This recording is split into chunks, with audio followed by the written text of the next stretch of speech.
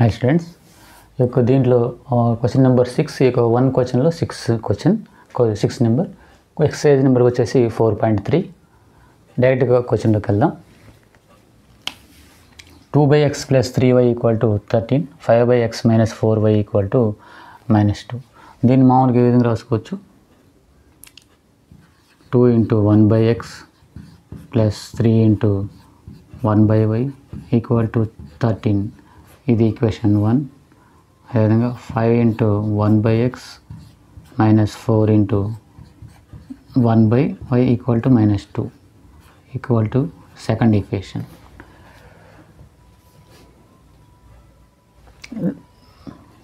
ఇట్లా ఎందుకు రాసుకోవాలంటే మనం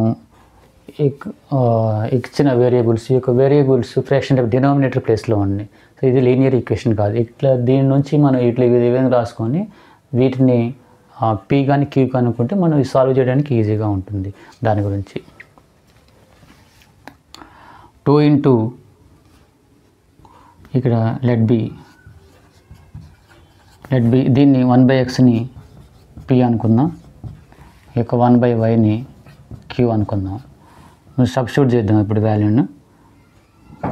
2 × 1/x అంటే ఇది చూడండి, 2 × 1/x అంటే 2p + 3 × 1/1 అంటే q = 13.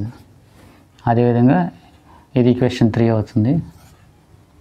అదేవిధంగా ఇది 5p - 4q = -2 అవుతుంది. ఇది క్వశ్చన్ నెంబర్ 4 అవుతుంది. Equation number 3.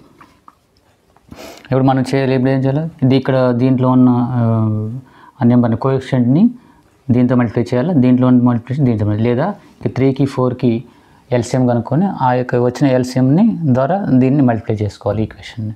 It is better, ఎందుకంటే ఈ నెంబర్ని దీంతో హెచ్చించేసి ఈ నెంబర్ హెచ్చించడం ఈజీగా ఉంటుంది. ఈ నెంబర్ని 4తో హెచ్చించాలి, ఈక్వేషన్ దీన్ని 3తో హెచ్చించాలి, 3లో దీన్ని 3తో దీన్ని 4తో.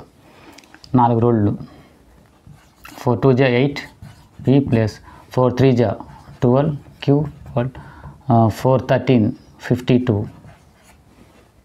3 × 5 = 15 p 3 × 4 = 12 q 3 × 2 = 6. దీన్ని సింప్లిఫై చేయండి. ఇదంతా కూడా మనం ఎలిమినేషన్ మెథడ్. ఇది ఎలిమినేషన్ మెథడ్. +2q - 2 క్యాన్సిల్ అవుతుంది. 15 8 ఎంత? 23. 23p = 15లో 6 తీసేస్తే 46. 23p = 46 అయితే p = ఏమవుతుంది? 46/23.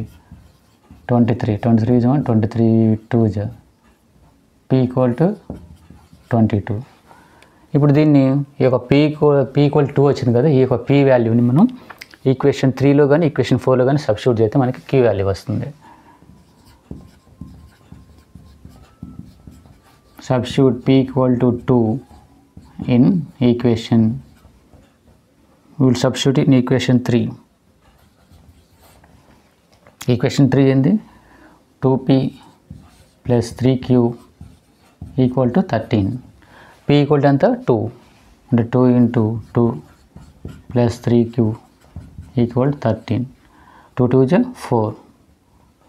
ఇక్కడ 4 ఈ 4 3q + 4 = 13.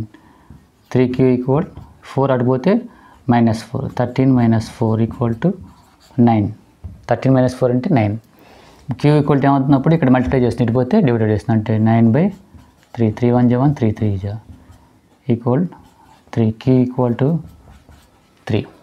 ఇక్కడ మనకి p వాల్యూ 2 వచ్చింది, q వాల్యూ 3 వచ్చింది. కానీ మనం కనుక్కోవాల్సింది ఎంత? కనుక్కోవాల్సింది x value, y value. But మనకు తెలుసు 1/x = p. p = ఎంత? 2. అప్పుడు x వాల్యూ ఎంత అవుతుంది? 1/x = 2 అంటే x ఈ 1/x = 2 అవుతుంది. అప్పుడు 2 ఇటు వచ్చి x అడిపోతుంది. x వాల్యూ కనుక్కోవాలంటే x = 1/2 అవుతుంది.